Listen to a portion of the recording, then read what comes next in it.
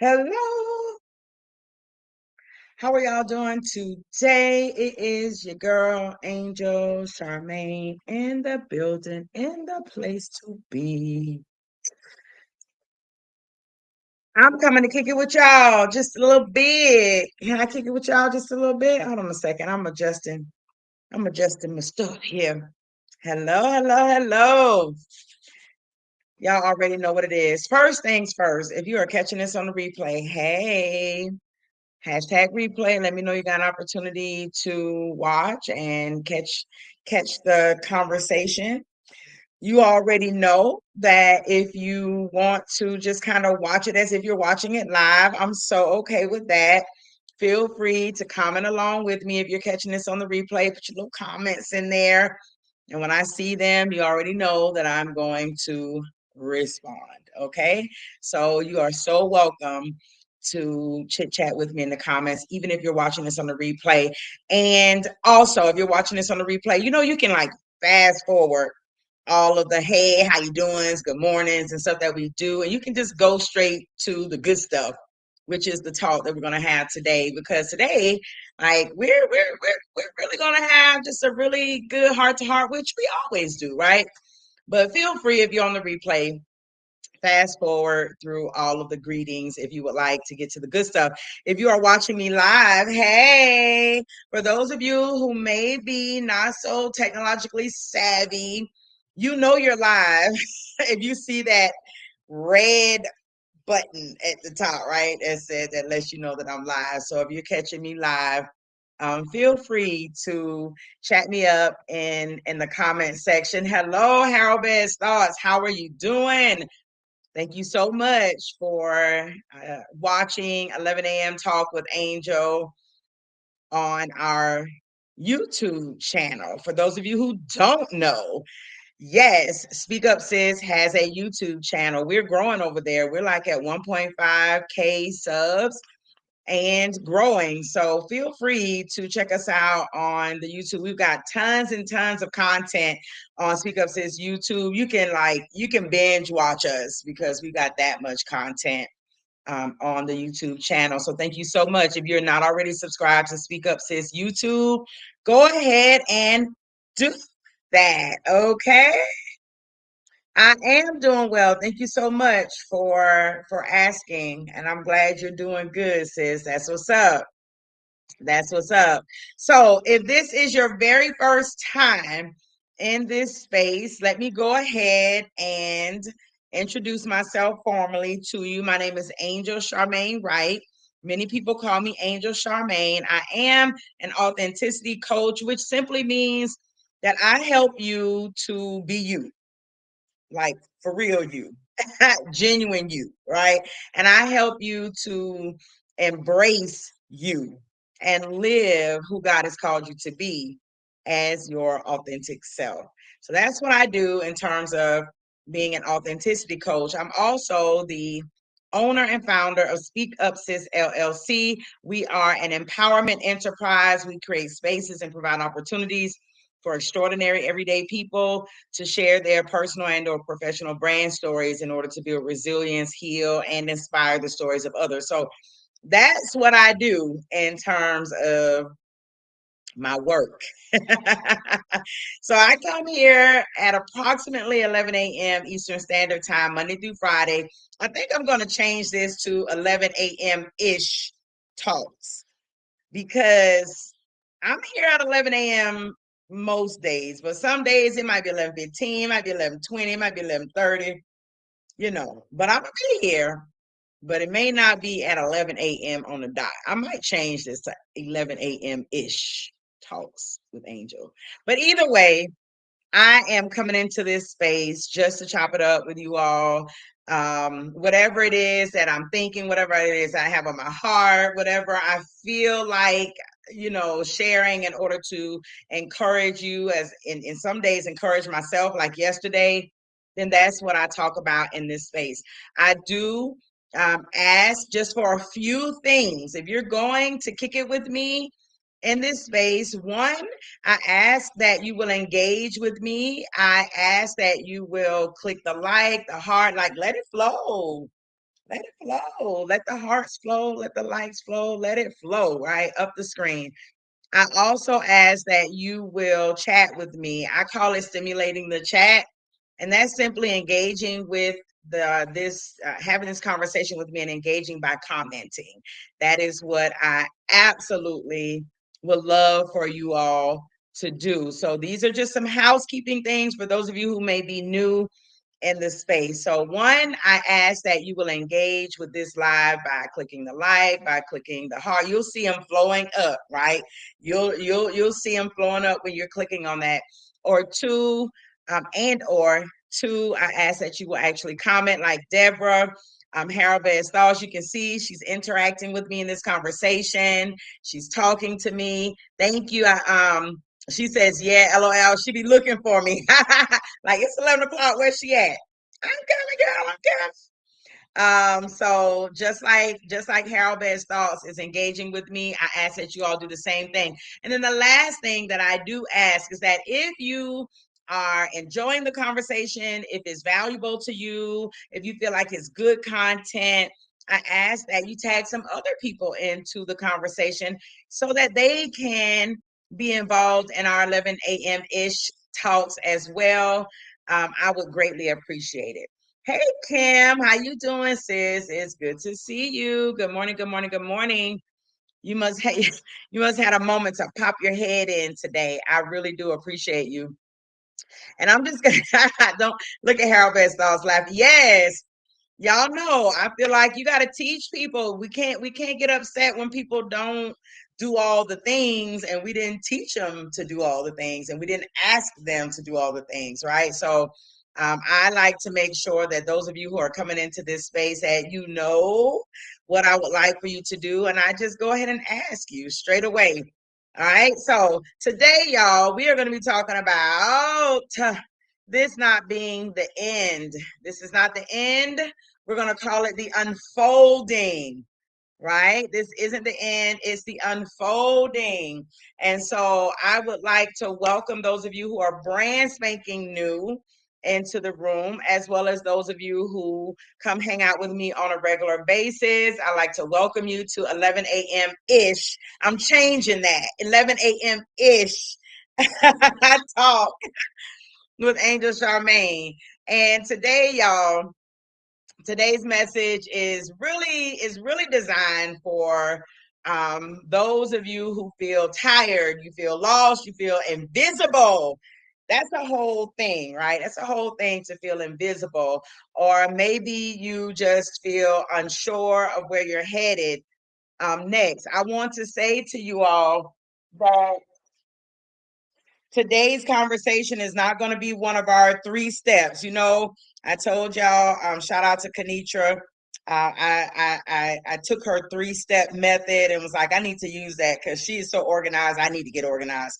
But today is not going to be a regular 3-step conversation. Excuse me. It's not going to be the regular 3 steps to success kind of talk that we usually do. This is going to be more like a little gentle shake, right? It's going to be just a little gentle shake. I'm kind of just imagine me taking your shoulders and just kind of shaking you a little bit. Today is going to be a reminder of what, you know, that what sometimes looks like an ending, it may actually be your beginning. All right. Sometimes it looks like it's the end of the thing. It looks like this is just going to Hades in a hell basket in a hand basket, right? But sometimes it's not the end. Sometimes things are just unfolding. So let's talk about this just a little bit. Let's talk about this just a little bit. And we're going to survey some of the truths today. How about that? Kim says, yeah, try to show. Thank you. I appreciate you for showing up when you can show up. I appreciate you. So let's go ahead and jump in to this. Before I jump into this, let me see who is here in the building with me today. If you are kicking it with me today, if you're ready to survey some of these truths today, Let me know in the comments. Let me know. Say, I'm here, Angel. Let me know if you are here, and let me know where you're watching from. Are you watching on my Facebook page? Are you watching on the YouTube? Are you watching on LinkedIn? Because I am streaming in 3 different places right now. So let me know which platform you found me on, and let me know if you're ready for this conversation. Let me know if you are ready for the conversation. Hold on a second here, y'all.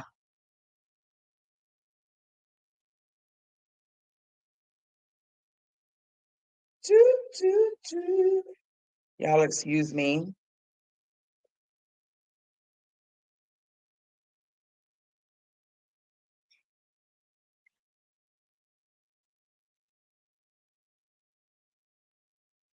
I forgot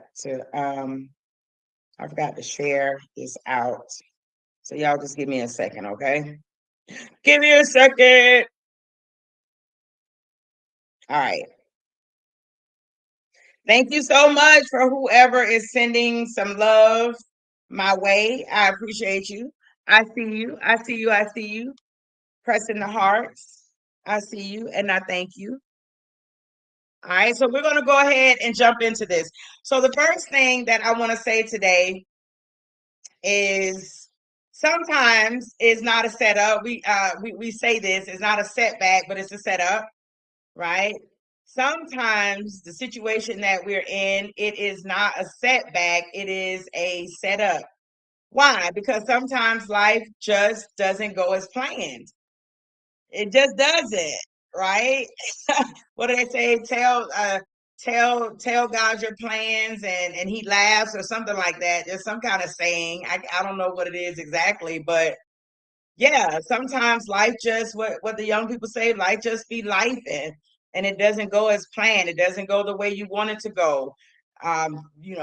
Just the same way that doors open, doors close, right? The same way that opportunities come your way, opportunities can slip away. You understand what I'm saying? Sometimes people come into your life, and the next thing you know, they ghost you and they disappear. It's just the truth. It's just how it is. And oftentimes, what we see as something that's ending, we're losing out. We see it as a setback. It's like, oh man, I thought this person was going to be riding for me. I thought this person was going to be sticking it out with me. I thought this person, I thought this, and it doesn't work that way. People leave, life happens, people have to go. Things go on in folks' lives. And guess what? The truth is this, it just is what it is. But oftentimes, people walking away from you is really a setup for the people to come into your life that you really need. Oftentimes, we're spending a lot of time spinning our wheels in certain places that we don't need to be in. And sometimes things need to be shaken up. Sometimes you need for folks to leave. Sometimes you need for doors to close. Sometimes you need to miss out on certain opportunities so that the Lord can set you up for what exactly He wants you to do. I had a conversation last night with a woman in our Bible study. We have a Tuesday night Bible study at 6 p.m. It's called God, I've Got Questions Bible Study. And we were having a conversation last night. And the young woman was sharing with me how she has released a space in her life so that God can open up other spaces for her. And sometimes what we see, like I said, what we see as an ending, what we see as a mess up, a mishap, oftentimes God is really setting us up for the next big thing or the thing. Because sometimes it's not even the next big thing. Sometimes you're just all out of alignment. Sometimes you just ain't doing nothing He told you to do. And in order to get you on the path that He wants you to be on, some doors have to close. You understand? Hello, Kiki Cherise. Welcome into the space. Thank you so much for popping in this morning and for speaking. I appreciate you. You good, Harold Bad Sauce. I see you. I see you. So today, y'all, for those of you who are just popping in, We are talking today about this isn't the end, it's the unfolding. And I'm not giving you my typical 3 steps or 3 points. Today, I just kind of want to survey some facts, survey some truths that I think are going to be helpful for those of us who may be feeling like this thing is over. I don't know what's happening. I'm feeling stuck. I'm feeling confused. And the first thing that I have that I've been talking about is sometimes it's not a sometimes it's not a setback for you, but it's a setup.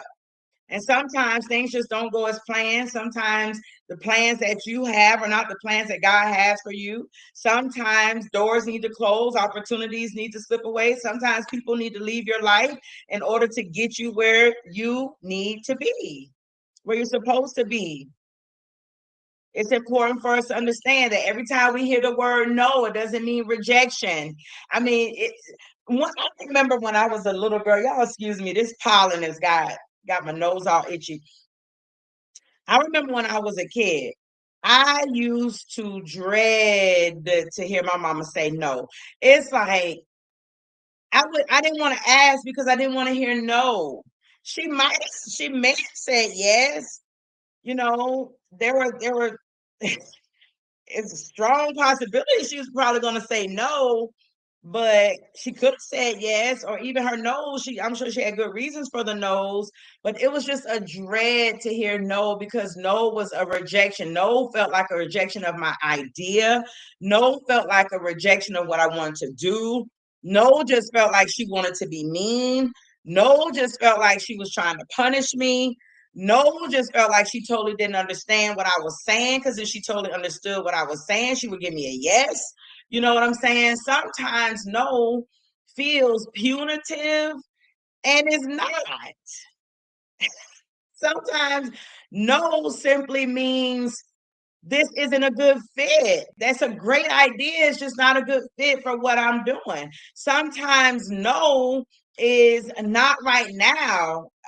This isn't the direction we're going in, or no, we just don't have the fund. We absolutely want to give you a yes, but we don't have the funding for it right now. No can mean so many things. No can mean so many things. Sometimes no is a protection.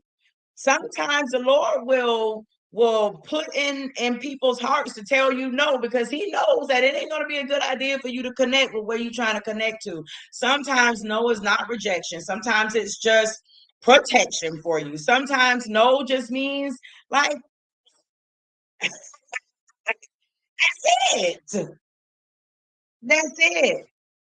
But we see it as, oh man, now I got to go back to square one. Now this didn't work. Now no, it doesn't. It's not always a setback for you. It's not always a pushback for you. And I think we need to understand that every opportunity that comes about is not one that we should take.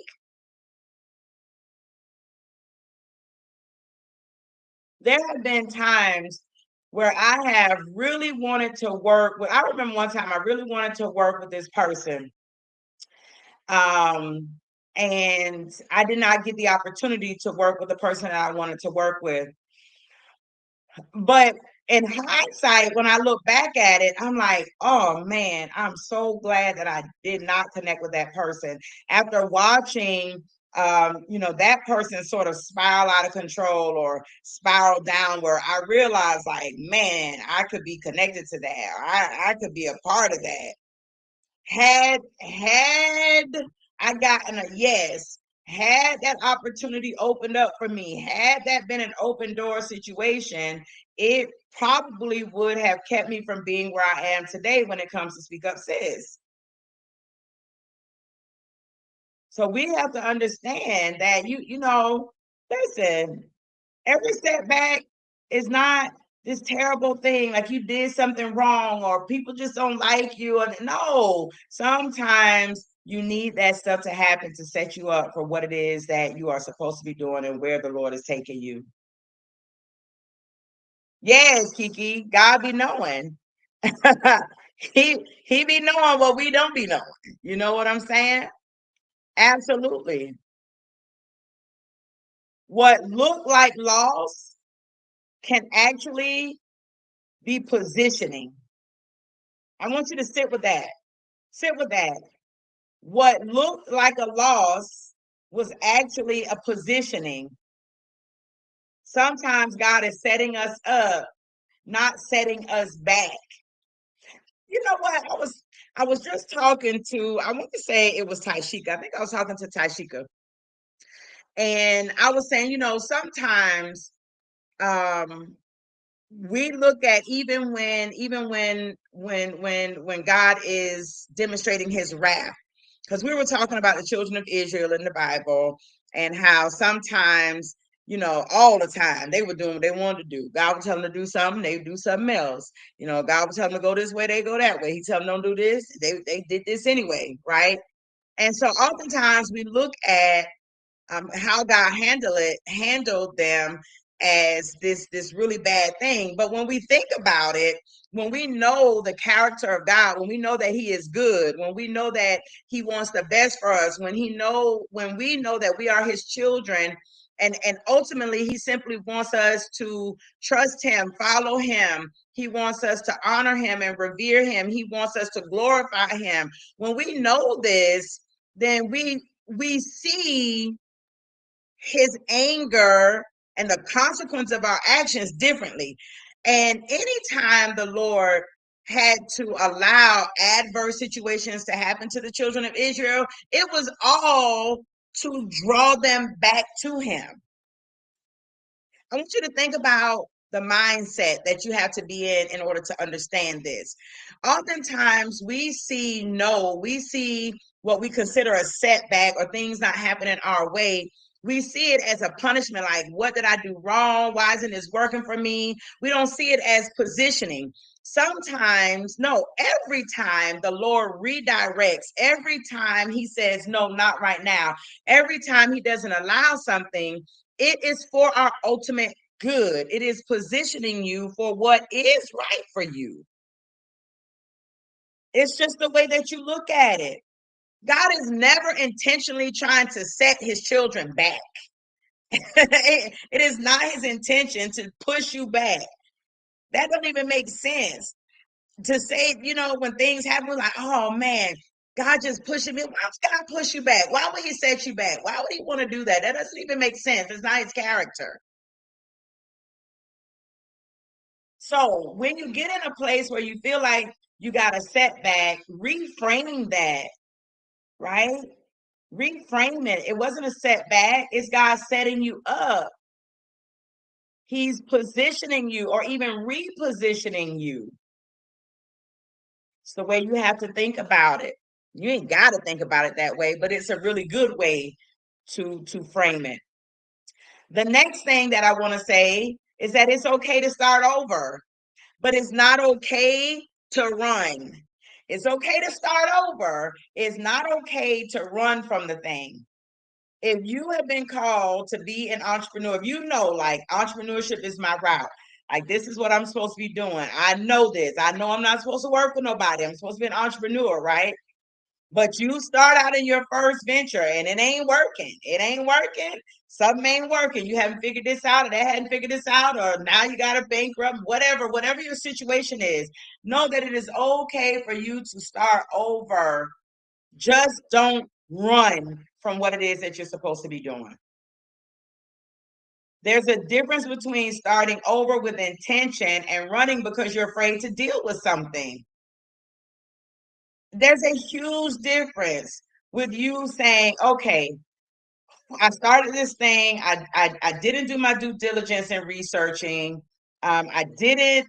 I didn't understand enough about business. I didn't. It's okay to acknowledge some things that maybe you didn't do right. It's okay to acknowledge that the thing just isn't working. It's okay to acknowledge that, and it's okay to set the intention that, you know what, I'm going to push this to the side for a minute, or I'm going to rethink this. I'm going to reimagine this. I'm going to restructure this. You know what? I'm just going to not do this thing, but I'm going to create this, whatever. It's okay to start over.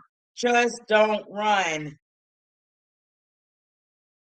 Anytime that you put something down or you stop doing something because you were afraid to deal with it, Babe, that's not starting over. That's running. That's running from the situation. That's running from the consequences. Anytime that you have done some things to position yourself in a place where a thing isn't working, you got to take ownership of that. You have to acknowledge that. You understand? You can't be afraid to sit with yourself and say, "Man, I didn't do the best at this. I didn't connect with the right people, or maybe I connect." You got to take ownership of it. And then you got to deal with it. Starting over is okay, but running is not. Running is not. Runners think a new job, a new city, a new relationship is going to fix what's on the inside, what's internal. But trust me, trust from somebody who knows, knows, knows, knows, knows. New scenery does not heal old wounds. New scenery is not going to fix old mindset. Moving to a new location, getting a new job is not going to change your old money habits. It's not. Moving to a new town is not going to change whatever trauma you're dealing with that keep leading you into these raggedy relationships. It's not.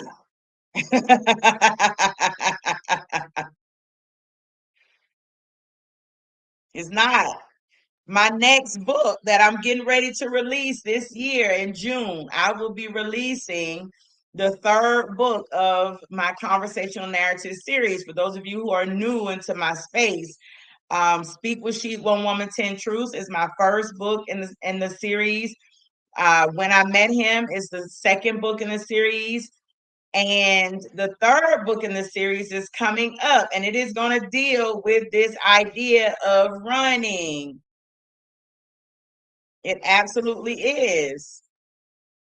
Running disguises itself as bravery, as you being tough and being strong and starting fresh. And no, sometimes you just being a coward because you don't want to face what you don't want to face the situation that you're in. You don't want to face the consequences of your actions. You don't want to take a look at the failure so that you can learn from it so that you can get to success. No, we try to disguise it and prep it up to look like you so strong and courageous and I'm just getting a bold new start. No, you running. You need to know what is leading you to start over. Where are you going? Why? What are you going to be doing differently in this new start over place?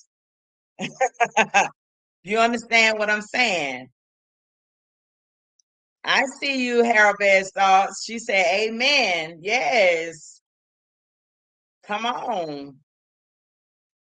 Today, y'all, I just want to share just a few nuggets of truth that I have found to be helpful for me in shifting my mind, thinking differently about life, thinking differently about where I am in my life and what I'm doing in my life. These are just some things that you need to hold on to. They're just the truth that we don't like to hear, but it's the truth that we need to really sit with when we find ourselves in a place of being discouraged or feeling like we're stuck or we're feeling like I just don't know, right? Sometimes we just need to deal with the hard truth of the thing. And I want you to know that if you need to start over, it's totally okay to start over, but you need to know why you're starting over. You need to know what you're going to do differently in the start over. You need to make sure that you're not starting over without having settled whatever you were in prior. Many people are like, "Oh, I'm just going to start over." And you just leave all this unfinished business. Everywhere you go, you just leaving unfinished business, leaving unfinished business, leaving unfinished business. It's okay to start over, but listen, finish what you started before you get into something new. You have to. You ain't got to, but you should. The way you enter a thing and the way you exit a thing actually matters. Entering and exiting things matter. How you do it matters, right? Starting over, starting fresh can be a holy thing when it's done in a healing space, not a hiding space. I want you to hear me in this. Starting over, starting fresh, being new, right? Having a new way of thinking, a new way of moving, a new way of being. It can be a holy thing, a holy experience when it's done from a place of healing, not a place of hiding. Sit with that for a minute, sis or bruh. Because I know sometimes there's sometimes men, y'all are learning too, and that's okay. That's okay. But those of you who've been rocking with me for a while, you know I talk to women primarily. I've been called to talk to women, but men glean from time to time. Starting over can be a holy thing when it's done with a healed heart, a healed soul, not one that's hiding. Remember, covering things don't allow them to heal well. Gotta let it breathe. Gotta let it get some air.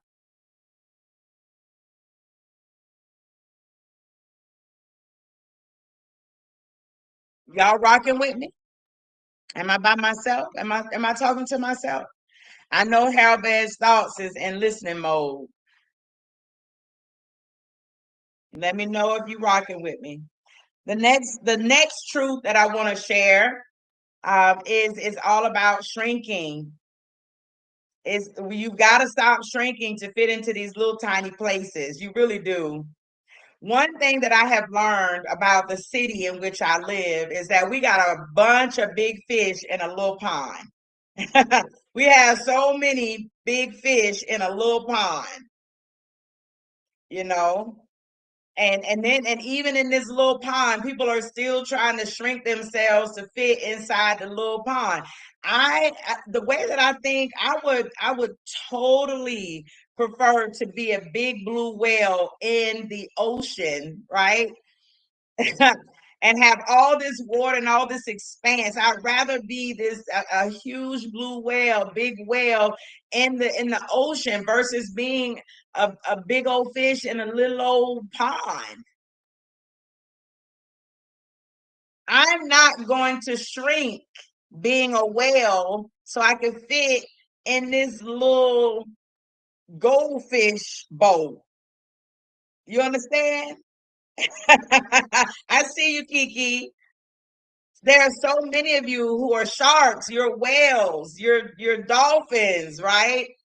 You're big, intense. You've got grand things that you are to do, and you're trying to fit yourself in a fish bowl. Why? Because the fish look big and cute and pretty in the bowl, but you don't fit in there. You don't. Stop shrinking to fit in these little tiny spaces because it look cute. Now, are there fish that are designed to be in fish bowls? Yes. Are there fish that are designed to swim in small spaces? Yes. But if that ain't you, why are you trying to fit yourself in one? Stop it. It's too often that we minimize ourselves so that others don't feel uncomfortable. You understand what I'm saying?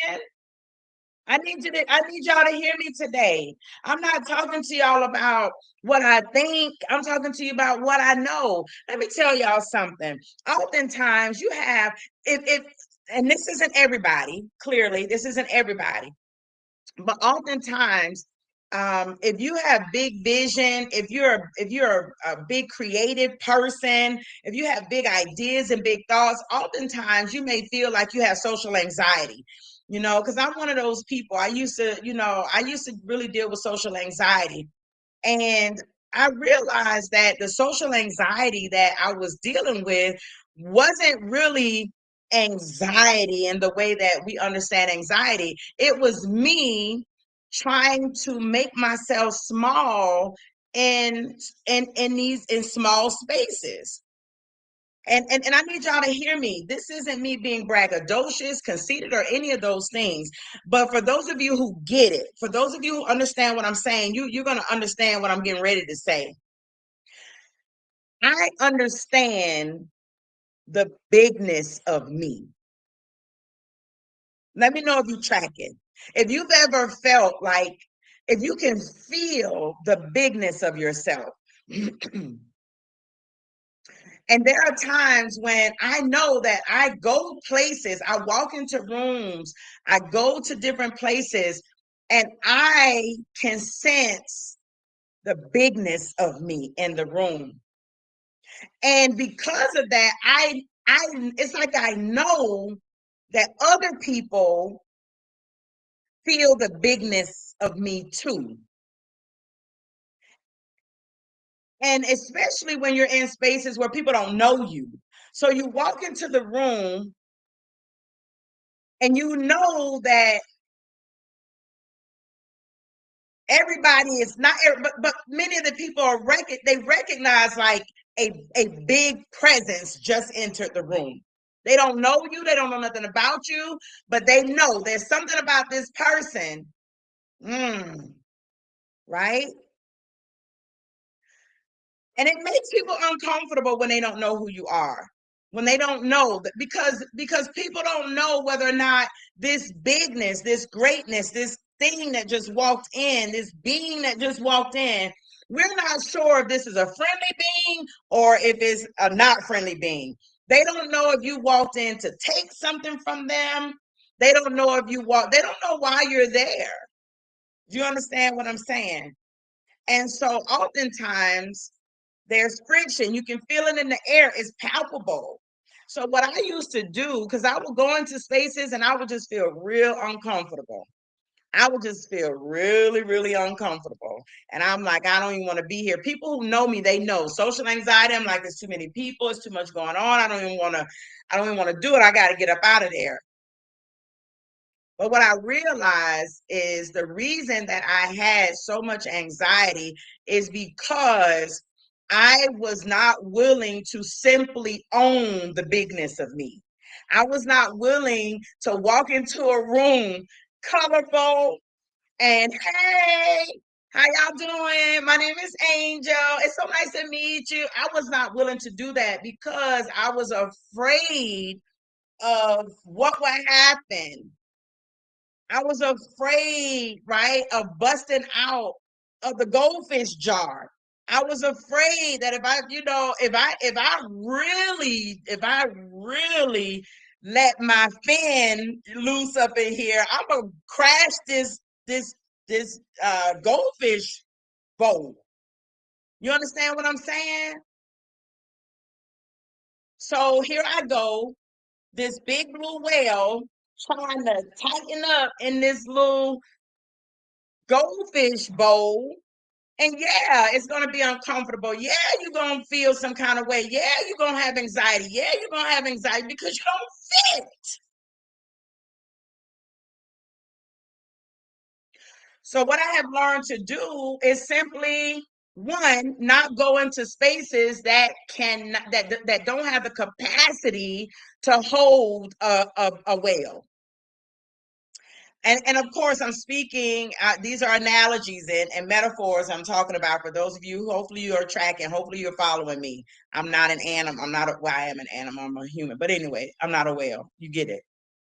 What I have learned to do instead of shrinking myself, I decided to stop going everywhere. I decided that I don't need to go into spaces that don't have the capacity to hold the bigness of me. I no longer go into places where I feel like I gotta shrink to make people be okay. I don't want to go anywhere where I gotta be small so we all can fit. No, I'm only wanting to go into places that have the capacity, that have the ability to hold all the bigness that shows up. I'm only going into oceans. I'm only going into seas. I'm not going into no ponds. I'm not going into no neighborhood lakes. I'm not doing it. I'm definitely not going into no goldfish bowls. I'm trying to help you right now. Many of us who feel stuck, many of us who feel like I'm not growing up, it's because you're shrinking yourself, because you're in spaces that just can't handle your bigness. That doesn't mean thank you, Lord. That doesn't mean that there's anything wrong with the space. Goldfish bowls have a purpose. Lakes have a purpose. Rivers have a purpose. Seas and oceans, they all have purpose. There's a like there are things that go in all the spaces. You just need to know that if you don't fit, you ain't supposed to be there. Stop forcing it. Stop forcing your bigness in places it doesn't need to be, and stop shrinking who you are to be able to fit in places that you don't really need to be. And I pray y'all heard that. I pray that you heard that. Absolutely. Kiki says, don't put me in a box. I'll bust out and surprise you every time. Absolutely. Absolutely. But you know what, Kiki? You say I be feeling like an alien and I'm cool with it. And the truth is that a lot of people they're not cool with being an alien. And it's funny, me and Tashika had such a great conversation last night. And she was talking to me about realizing that she is a peculiar person. And she was telling me that she is beginning to accept being a peculiar person, because scripture tells us that we are a part of a royal priesthood, that we are peculiar people, right? That we are set apart people. But we always trying to fit into some stuff. Fit into some stuff we ain't got no business being in. This is a little sidebar. I'm a segue. I'm a just kind of not even a segue, but it's just a little sidebar.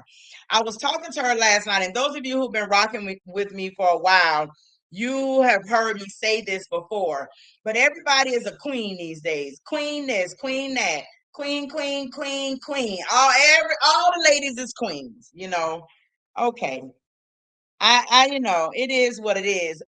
And but what I was telling Tashika last night, which I've said before, is I call a lot of our modern day queens, I call them casual queens. That's what I call them, casual queens, which is oxymoronic. It's oxymoronic because if you know anything about being a queen, ain't nothing casual about queens. Even if you just take the queens that we are familiar with in our modern day world, if you look over in the UK and you look at the monarchs over there, right? Um, One thing, you can't just casually walk up on a queen. Just let me say that. You ain't just casually walking up. You couldn't just casually walk up on Queen Elizabeth. You just couldn't do that. You know what I'm saying? Not only that, you couldn't wear anything in the presence of the queen. There are certain things you wore, certain things you didn't wear when you walk in the presence of a queen. There are certain things queens wear and things they don't wear. Do you understand what I'm saying? Like I'm talking about bona fide queens. You're not going to catch them in certain things. They're typically going to be regal. They're going to be stately. They're going to be set apart. They're gonna be different from what everybody else looks like. Queens don't even live with everybody else. They live in a whole place that is protected by sentinels. You understand what I'm saying? You can't even just casually walk up on a queen to just have lunch or say hey. No. There's a way that a queen carries herself. There's a way she speaks. There are people she talks to and people she don't talk to. The queens, you got to even go through a couple people before you even get to them. So this idea that everybody's a queen, I call them casual queens. They're far too casual to be real queens. Why am I saying this? I am saying this because it is so okay to be peculiar. It's okay to be the alien. It's okay. It's okay to be the different person. It's okay to walk into the room with a big personality and everybody else. It is okay. If you're feeling like you stuck, maybe you're in a place that's just too small, that it just doesn't have the capacity to hold you.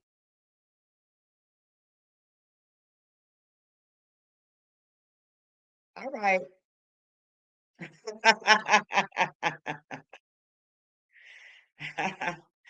It's also important to know that sometimes you can have been in a room where you did fit. Sometimes you're in a room that you used to fit, but now you've outgrown it. It's okay. It's okay to move into a different space that can now hold you. It's okay.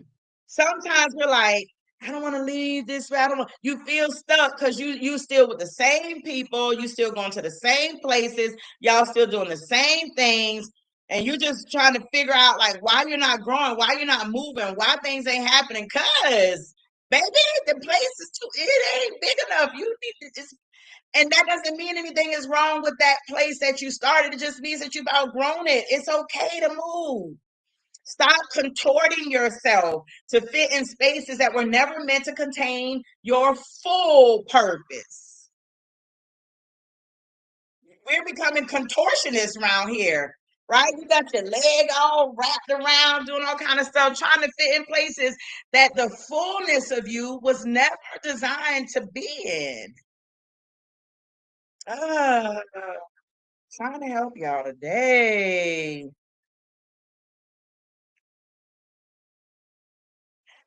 That is actually a really good segue into the next point. The next point that I want to make here, the next truth that I want to survey here for y'all today is that the very thing that you're hiding is probably the very thing that the world needs. Like the thing that you are so afraid to allow people to see about you, the conversations that are burning in your chest to have with people that you like, ain't nobody gonna understand, they ain't gonna like this, they gonna think I'm crazy, they gonna cancel me for saying this, right? That is more than likely exactly what the people need. If you're feeling like you are not growing, if you feel like maybe it's because you are hiding. And the thing that's going to catapult you forward is the very thing that you don't want nobody to see. Your story, your scars, your journey. None of that stuff is shameful. It's not shame, it's for service. Understand that. But the very things that we don't want nobody to see, that's the stuff that everybody needs to see. You know what I'm saying? Somebody needs to see somebody needs to see you being honest, vulnerable, transparent. Somebody needs to see what it is that you walk through. Lots of somebodies need to see it. But if you refuse to show up in that way, then more than likely you're going to be feeling stuck. You're going to be feeling like you're not growing. You're going to be feeling stagnant. You're going to, you know what? You're going to be surrounded by people who are not your people. Okay, Laura, I hear you. There are so many times we are surrounded by people who love us, who care about us, who support us, but they're actually not the people that you're supposed to be talking to. I know it sounds weird, doesn't it? It does. Sounds weird. Why wouldn't this circle of people who love me and support like why wouldn't they be the people? Let me tell you something. The people who really, really need your scars, they really need your testimony, they really need to see it, they are probably people who would reject you at first. They're probably people who would not come and approach you at first. They're probably people who would be standoffish and watch for a little while first. They're probably not people who are going to be like, oh, I just love you so much, so much, so much. Because typically, when we got to share the hard stuff, people don't want other people to know they can connect with that part of you. I had to learn this the hard way. Holy Spirit had to really deal with me, especially when it comes to one of my books, When I Met Him. When I Met Him is the book that I wrote where I share encounters with 10 different men, 10 different men that I've encountered in my life. And I would be like, women would send me messages. Oh, I understand this. Oh, Angel, this made me cry. Oh, Angel. But I would be like, but y'all ain't saying nothing. Y'all not sharing it. Y'all not this. Like, you got, like, okay, thank you for telling me. Thank you for sending me the message. I get it. I get it. But I'm not growing because y'all, and the Holy Spirit had to deal with me and say, do you realize what you've written about? Do you realize what you shared? it is difficult for people to let other people know they can identify with what you're sharing. Think about that. Think about that. For somebody to say, "Oh, I just read this book, and oh, this book is me." It's just folks are like, "What part of this book is you? Which one of these men you knew? Which one of these situations you were in?" Oftentimes, the people who are rallying around you are not actually the audience that your gift is for. Those people are probably waiting for you to show up a little bit more, show up a little bit more, be a little bit more consistent, right? Before they step out there and be like, "Hey, you're talking to me." They need to know that you are real, that you are authentic, that you are genuine, that you're not going to ghost them, that you're not going to have them pull themselves all the way out on Front Street and then disappear on them. But you got to keep talking. You got to keep sharing. You got to keep doing the things to draw them in. Oftentimes, the people that's closest to you that, "Oh, I just love you, love you, love you," typically they're not even the people that you are supposed to be talking to. Their support, thank you, appreciate you. But I promise you, there are more, but they're tied to the heart of what it is that God has called you to do. Not all the superficial stuff. Not all that superficial stuff.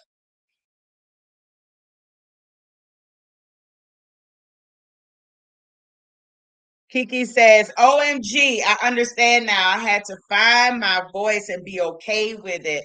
I wanted to keep it to myself. Folks want to hear my voice." That's absolutely, absolutely. It is a selfish thing to keep the gift that God gave you that is designed for other people. Oftentimes, we want to keep the gifts to ourselves. This belongs to me. This mine. This mine. This mine. But He didn't give it to you for you. He gave it to you for other people. Will you benefit from it? Yes. Can you sing yourself to sleep? Yes. Can you soothe yourself with your voice? I'm sure. I don't know. I can't sing. But I'm sure that gift is to glorify Him and to help other people to do the same in whatever respect He's called you to do it in. The gift is not for you, it's to be shared. We want to know, like, where are my people? Well, your people are not near you because you won't open up your mouth.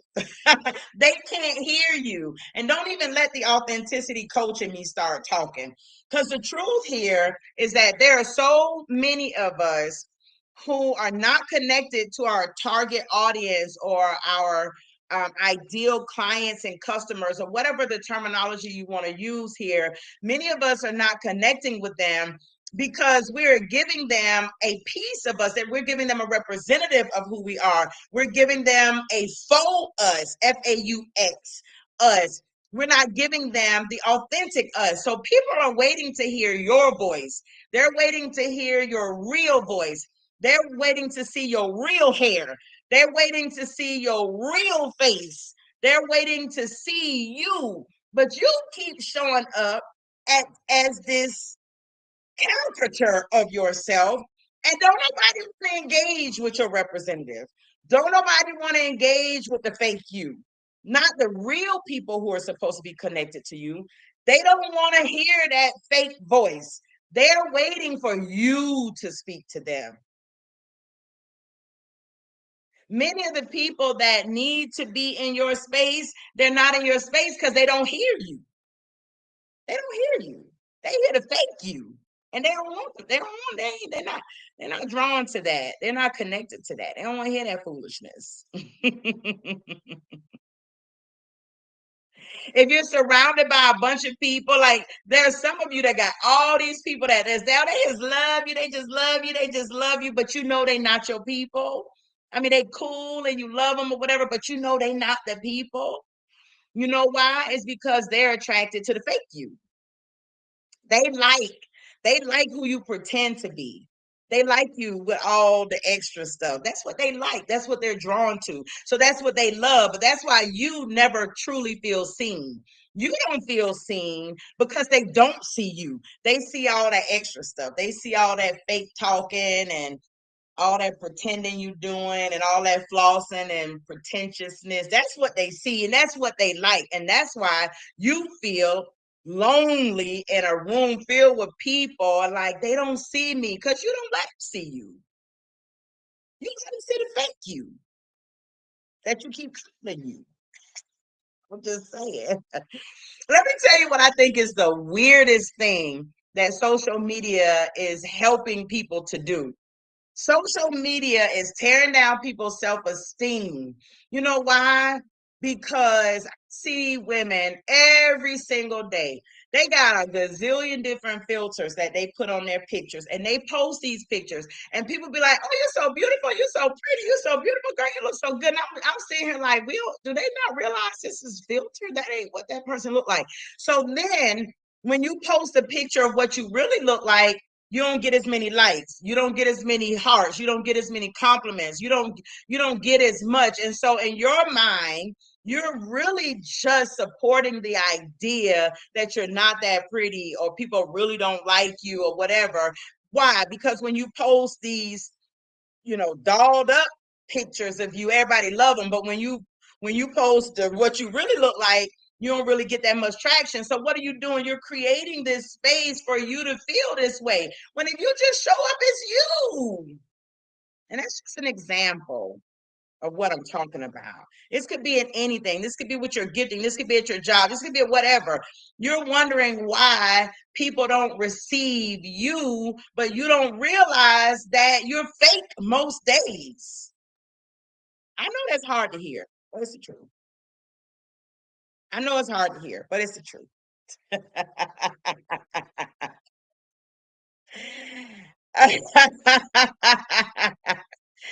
I know it's hard to hear, but it is the truth.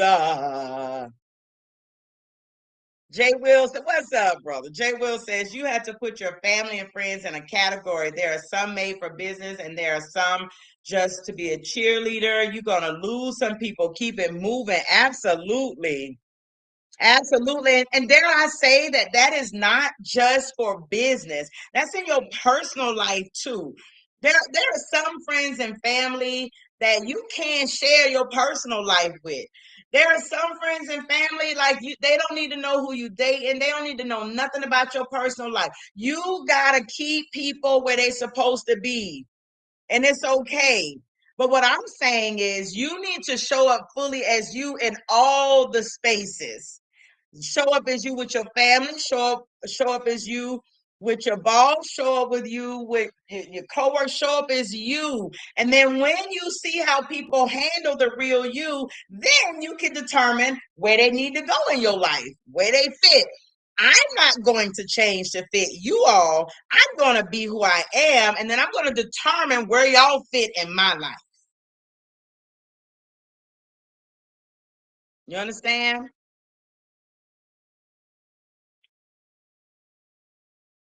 Hey, Tamika. You right on time, sis. She says she late to the party, but she here. You right on time. It's the good stuff right now. Now you're getting the good stuff. If you are brand spanking new into this room, my name is Angel Charmaine, and you are so welcome to come in here and chop it up with us at 11 a.m. ish, a.m. Eastern Standard Time. I'm an authenticity coach. I'm also the owner and founder of Speak Up Sis LLC. Come in here every day and get your life together. I'm good with that. I'm good with that. All right. Hiding will rob you of connection. Hiding, it will rob you. It robs you of hope, of expectation, of good things happening to you. Being unauthentic and hiding behind fake stuff, it keeps you from being able to connect to the people that you need to be connected to.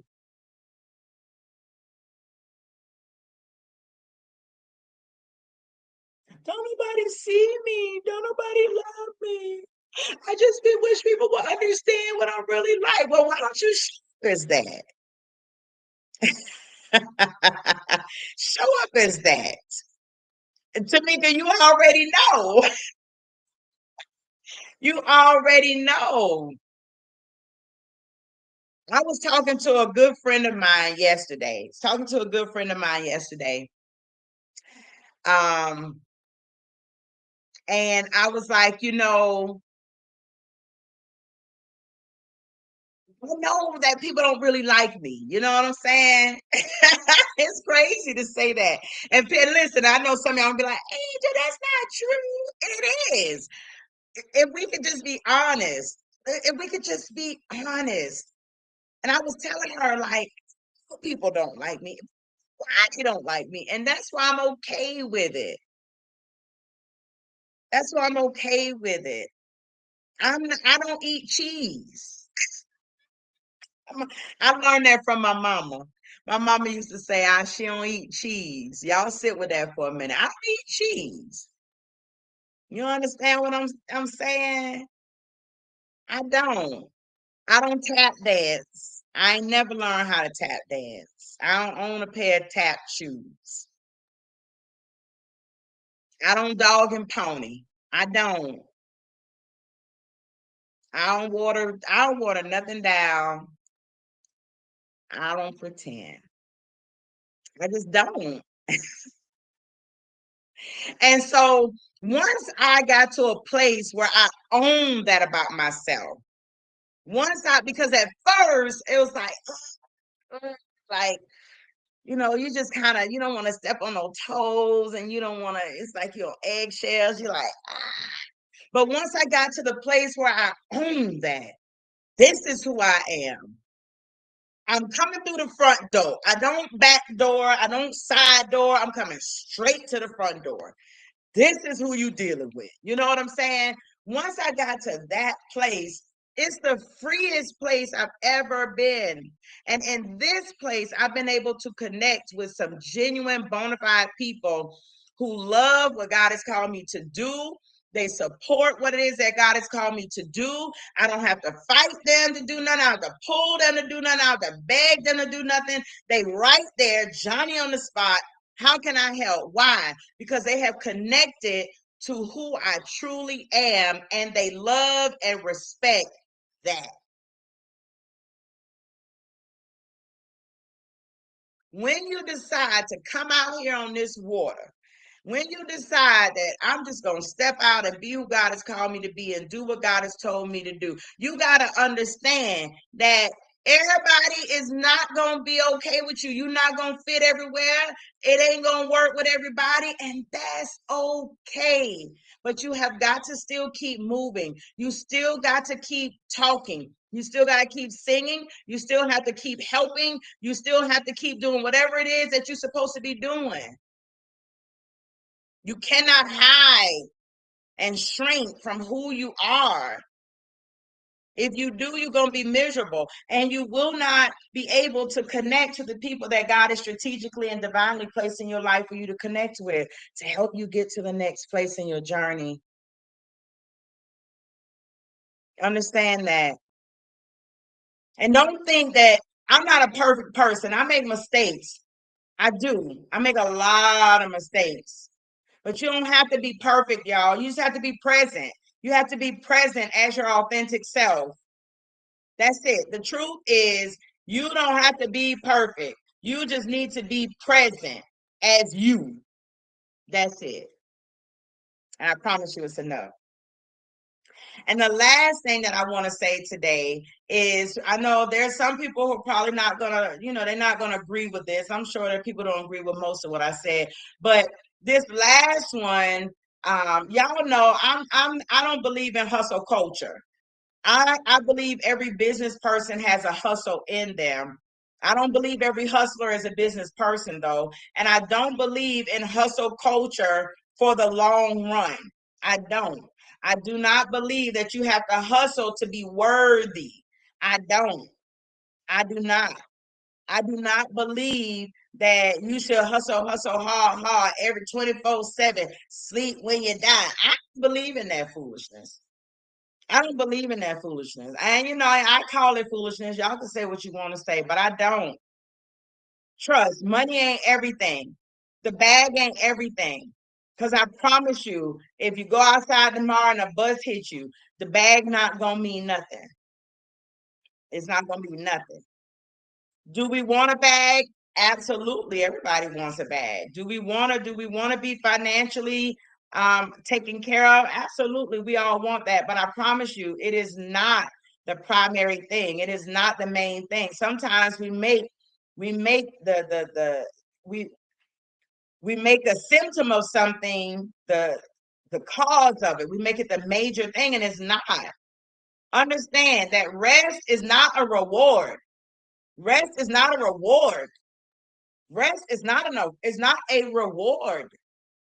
You getting some sleep is not you rewarding yourself. I gotta get this grind. And when I make this $1,000, when I make this $10,000, then I'm gonna give me some rest.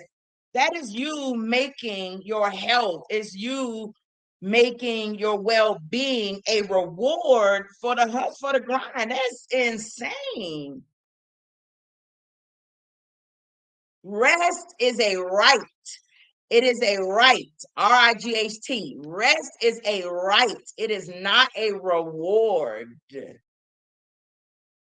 Dare I say, rest is a requirement too. It's not just a right that you have a right to rest. Dare I say that rest is also a requirement? Because those of us who are believers, we understand that 6 days you work and the 7th day is a rest day. It was a mandate by heaven that you rest. So rest is your human right. It is also your human responsibility. It is also your human requirement. It is not a reward. Can we stop that? Can we stop that? Folks out here got high blood pressure. Folks out here stroking out. Folks out here having aneurysms. Folks out here smoking cigarettes. Folks out here staying turned.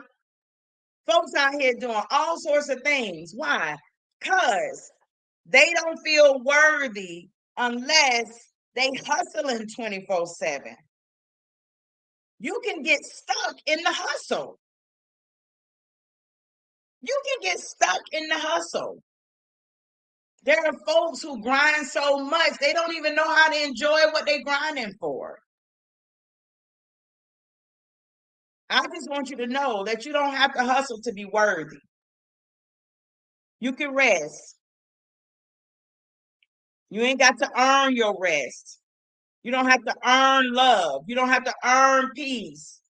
You don't have to earn your place in the world. The fact that you are human, the fact that you are living, the fact that not even that you're human, the fact that you are matter in this world matters. You take up space. I'm literally taking up space in this room. You don't have to earn the right to take up this space. I get to take up this space because I'm a whole being in the natural. I get to occupy space and I don't have to earn the right to sit in this chair or to stand, and I don't have to earn that. Why? Because I'm a whole being.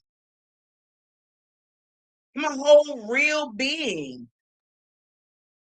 So you don't have to hustle for love. You don't have to hustle for none of that. For you don't know. You don't have to earn your place, a place in this world. No, you just need to simply show up in this world as your authentic self, utilizing the gifts and the talents that God has given you. And scripture tells us that it is your gift that will make room for you in this world. You ain't got to earn and hustle.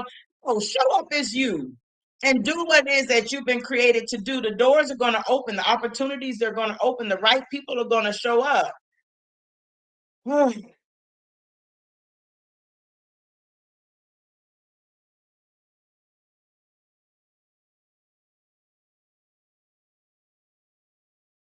The next thing I'm going to say, you're going to have to just sit with it. You're going to have to sit with it, especially if you have that hustle kind of mindset or that money makes the person.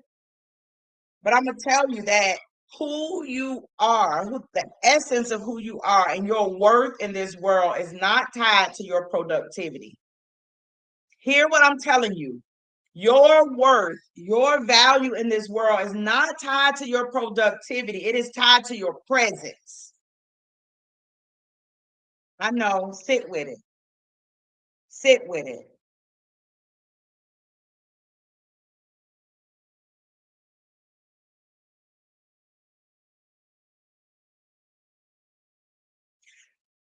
I want you to think about children and their parents. Think about children and their parents, especially children with their fathers, right?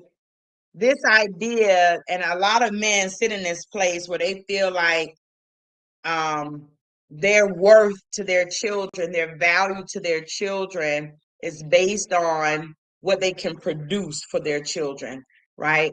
They believe that their value, their worth is tied to whether or not they can buy new clothes, buy new shoes, whether or not they can give them the money to do the things that they want to do and all this different stuff. And so they don't feel like they're of value to their children or their families if they're unable to produce the things that they want. You understand what I'm saying?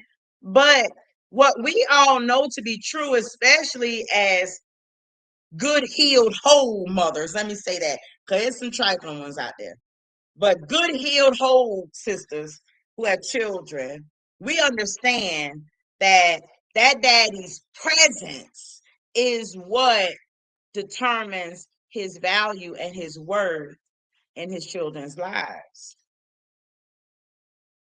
Not his productivity, but his presence.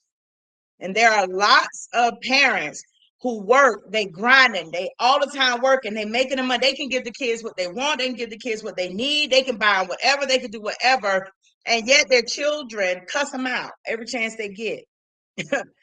Their children go out and do all kind of stuff. The children don't respect them. The children don't do nothing. The children don't see the value in their parents, even though their parents are very productive and they're giving them all the things. Why? Because they don't have their presence. They don't see the value. They don't see them as being worthy. That's an example. That's just an example of what I mean when I say that your worth is not dependent upon your productivity, but upon your presence. What do you add into the space when you're sitting there, when you're standing there? I don't want to go to any room. I don't want to be connected to anything that my presence doesn't add value to. When I go, when someone invites me into a space, and this is why it's important for you to not shrink yourself, because I have learned that when I'm invited into a space, then what makes me valuable in that space is how I show up in that space. It's me being present authentically as Angel Charmaine Wright in that space. Because when I enter that space as Angel Charmaine Wright, I can guarantee you there is at least somebody or several somebodies who are going to benefit from Angel Charmaine Wright's presence and what she brings into the room. None of those people are going to care about how many magazines I sold, how many books I sold, whether or not I had a productive week, whether or not I'm on the Amazon bestseller, whatever, or the Times best. It is not going to matter. When I show up in that room, my presence and the gifts that I bring in that room will determine how valuable I am in that place.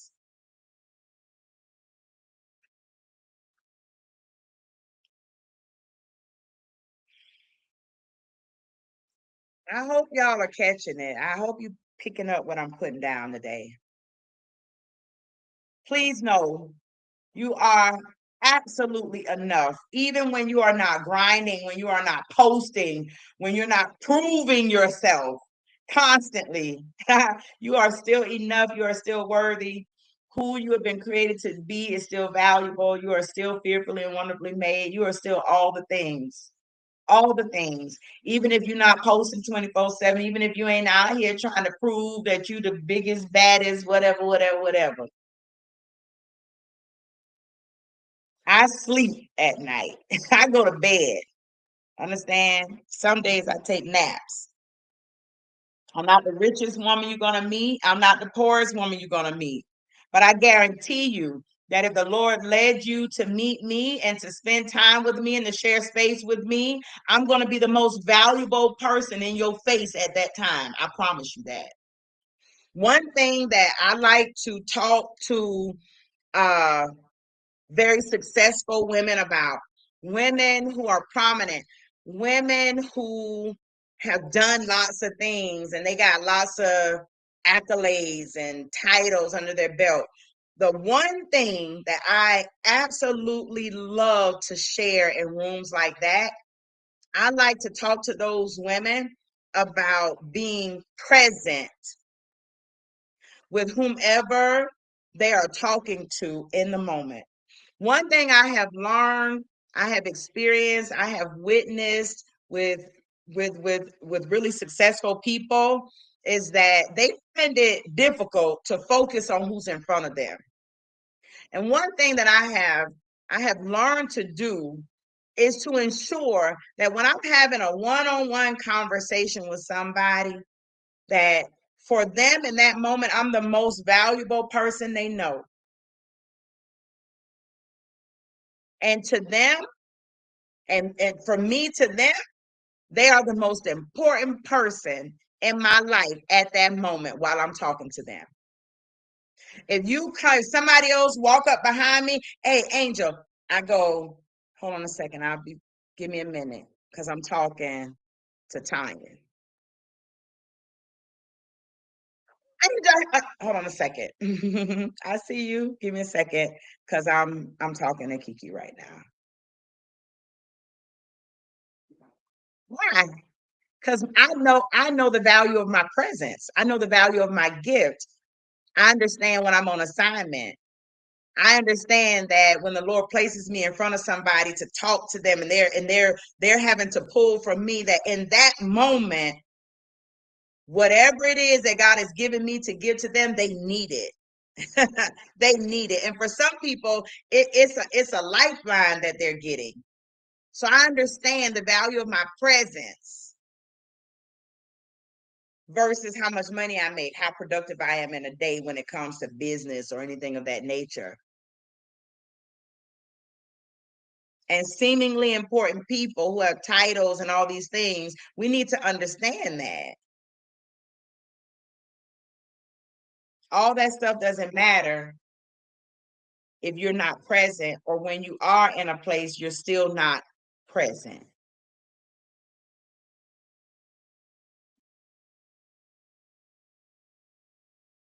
So, done for today.